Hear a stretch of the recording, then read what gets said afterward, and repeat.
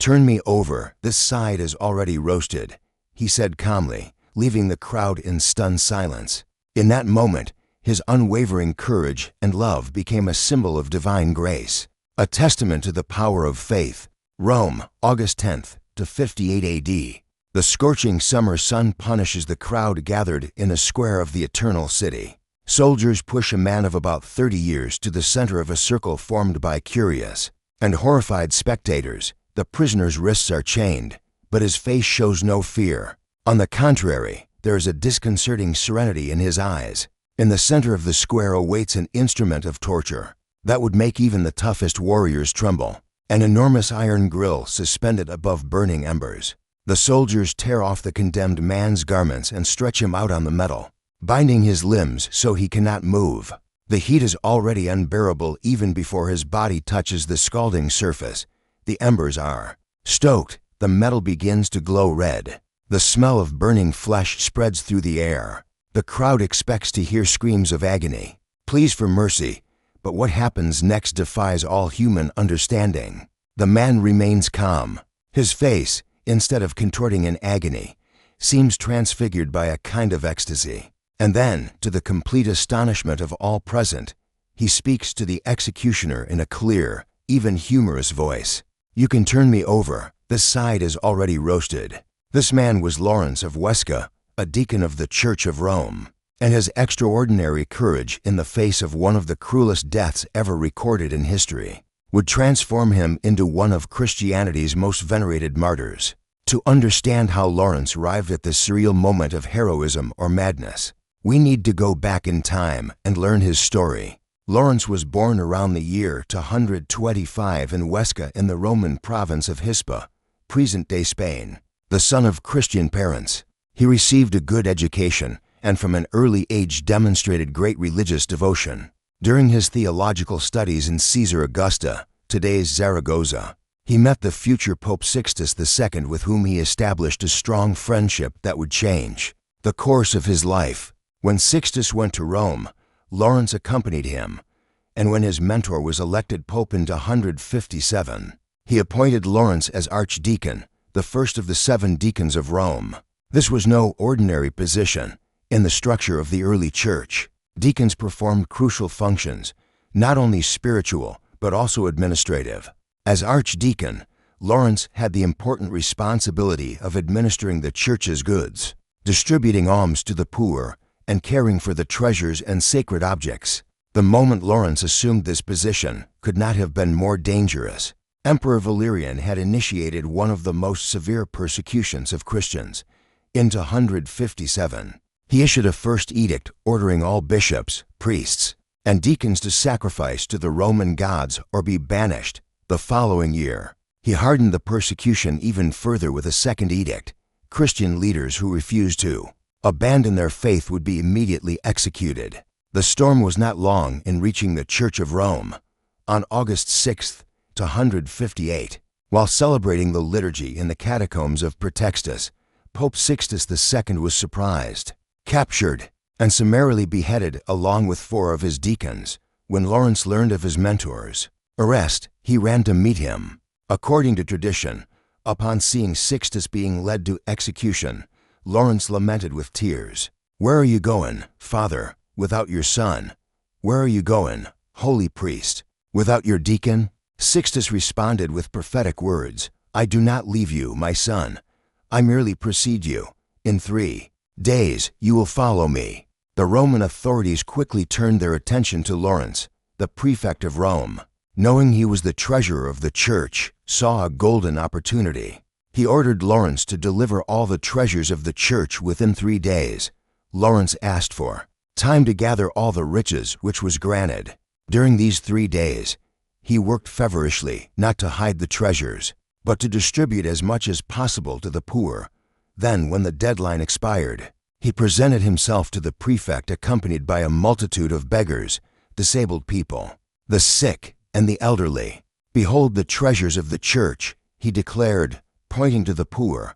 The prefect, feeling ridiculed, became enraged. He ordered Lawrence to be tortured to reveal where the true riches were. But Lawrence remained steadfast. insisting that the poor and needy were indeed Christ's greatest treasure on earth. Faced with such insolence, the prefect determined that Lawrence should die in the slowest and most painful way possible, roasted alive on a grill. It is difficult for the modern mind to comprehend the level of pain involved in this type of execution. The victim was exposed to intense heat, but not enough to cause quick death. Instead, the skin and muscles were slowly cooked, causing prolonged and indescribable agony. It was in this context that Lawrence uttered his famous phrase of defiance. Some historians questioned the veracity of this account, suggesting he may have been beheaded like the other deacons. But the image of the saint on the grill, maintaining his serenity and even his sense of humor in the face of such a terrible death, has captured the Christian imagination for centuries. Have you subscribed to my channel yet? Please hit that subscribe button for me. In return, I'll keep bringing you even better videos about the world's most brutal and unjust torture cases. Don't forget to leave a comment down below if you have any ideas or suggestions. Tradition says that during his torment, Lawrence prayed not only for himself but for the conversion of Rome. His face, according to accounts, shone with an unusual light, and his body emanated a pleasant aroma instead of the expected smell of burning flesh. Many of those present, including some Roman senators, were reportedly so impressed by his supernatural courage that they converted to Christianity on the spot. After his death, Lawrence's body was collected by Christians and buried in a cemetery on the Via Tiburtina. When Emperor Constantine legalized Christianity in the following century, a small basilica was erected over the martyr's tomb, which would later be enlarged and become the Basilica of San Lorenzo fuori le Mura, one of the 7 pilgrimage churches in Rome. The influence of St. Lawrence transcended the limits of the city where he died by far, in Spain, his homeland. Devotion to the saint inspired the construction of one of the country's most impressive monuments, the monastery of San Lorenzo del Escorial, erected by King Philip II in the 16th century. The complex was designed in the shape of a grill, in homage to the instrument of the saint's martyrdom. The figure of St. Lawrence also inspired countless works of art. Painters such as Fra Angelico, Titian, and Rubens portrayed his martyrdom, capturing both the horror of torture and the supernatural serenity of the saint. In literature, his story was celebrated by poets such as Prudentius, whose hymn to St. Lawrence and the Paristophanon is one of the most beautiful texts on Christian martyrdom. What makes Lawrence's story so extraordinary is not just the physical courage with which he faced a terrible death, but his ability to transform suffering itself into a testimony of faith. By declaring that the poor were the true treasures of the church, he established a principle that resonates through the centuries. True wealth lies not in objects of gold and silver, but in service to those most in need. His famous phrase on the grill, "You can turn me over, this side is already roasted," reveals not only courage, but a sense of humor that defies understanding. How is it possible that someone in the midst of such extreme pain could still make a joke? Such behavior seems to defy the limits of human endurance. Indeed, many theologians throughout the centuries have interpreted Lawrence's martyrdom not as a feat of purely human resistance, but as an example of the power of divine grace acting through an ordinary person. St. Augustine, one of the great fathers of the Church, wrote about Lawrence, "His love for Christ burned so intensely that he did not feel the external flames." This perspective suggests that what we see in Lawrence's martyrdom is not just human heroism, but a manifestation of the divine. A man so completely absorbed by love for God that even the most extreme physical pain becomes secondary. Whatever interpretation one gives to his martyrdom, it is undeniable that Lawrence's story has touched something deep in the human psyche. His name remains alive not only in churches and works of art, but in language itself. The term laurel, as a symbol of victory, is etymologically linked to his Latin name Laurentius. St. Lawrence's story challenges us to reflect on our own priorities. What do we consider treasures in our lives? For what values would we be willing to suffer? His life and death remind us that there are things worth living for and, if necessary, dying for. In modern times, when comfort and security are so valued, the story of this man who smiled in the face of the cruelest torture serves as a powerful counterpoint. It reminds us that true human greatness lies not in the pursuit of pleasure or the escape from pain, but in the capacity to transcend suffering for love of something greater than ourselves. Catholic tradition celebrates Saint Lawrence as the patron saint of the poor, of librarians for the literary treasures of the church he protected, and, with a touch of appreciative irony, of cooks. His feast is commemorated on August 10th, the date of his martyrdom.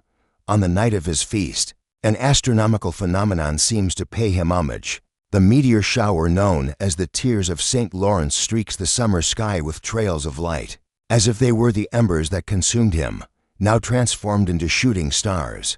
Thus, the story of the man who was roasted alive and smiled during torture continues to illuminate our understanding of heroism, faith, and the human capacity to transcend even the most terrible circumstances. The story of St. Lawrence reminds us that true strength isn't about avoiding hardship, but about how we face it. In a world focused on comfort and security, Lawrence's courage teaches us to reflect on what really matters. It's easy to get lost in the pursuit of wealth and success, but the real treasures in life are the values we hold, the love we give, and the difference we make. Please share your thoughts in the comments section. I will discuss this case with you in more detail. Don't forget to subscribe to my channel.